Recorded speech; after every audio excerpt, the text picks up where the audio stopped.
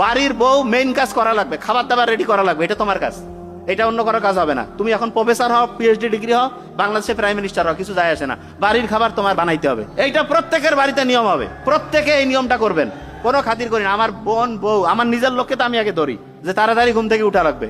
আমার ছোট বোন ও অফিসার, বাড়ির বউ মেইন কাজ করা লাগবে, খাবার দাবার রেডি করা লাগবে, এটা তোমার কাজ। বাড়িটা ধ্বংস করলো কিভাবে? বাড়িতে আব্বা আম্মার সম্মান নাই, এটা খুব খারাপ জিনিস। আমি আপনাকে বলতেছি ক্যামেরার সামনে, আমার আব্বা আলহামদুলিল্লাহ, আমার আব্বা কেন এটা আমি চিন্তা করি, আব্বার কি রহমত।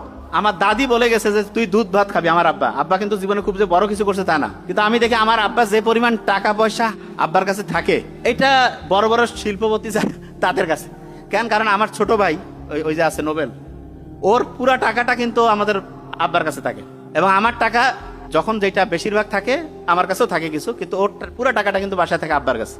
তা সেদিন আমি গল্প করতেছিলাম, কাছে কি ব্যাপার, বাড়িতে আব্বার কাছে, হ্যাঁ টাকা লাগলে আব্বার কাছ থেকে নেই।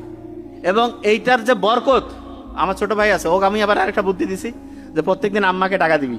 আম্মা আবার অল্পতেই দোয়া করে খুব, প্রত্যেকদিন বোধহয় আম্মাকে 2000 না 3000, ভাই কি একটা সিস্টেম আছে এখন, প্রত্যেকদিন 2000, ওই যে রুগী দেখে একটা পার্সেন্টেজ আম্মাকে দেয়। আমি বলছি খালি আল্লাহর রহমত, জাজাক আল্লাহ, খালি হইতে থাকবে।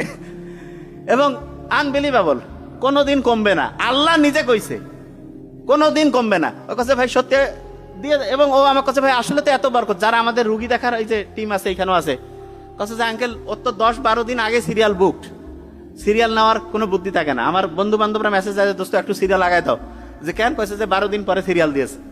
তা এইটা হচ্ছে বাপ মার দোয়া কারেন্টের মতো কাজ করবে। কিসের ওইলা অলি পীর হ্যান ত্যানের পিছিয়ে দৌড়ি লাভ আছে? বাড়িতে সবচেয়ে সেরা পীর, সবচেয়ে সেরা অলি বসে আছে, আব্বা আম্মার সাথে কানেকশন করেন না কেন?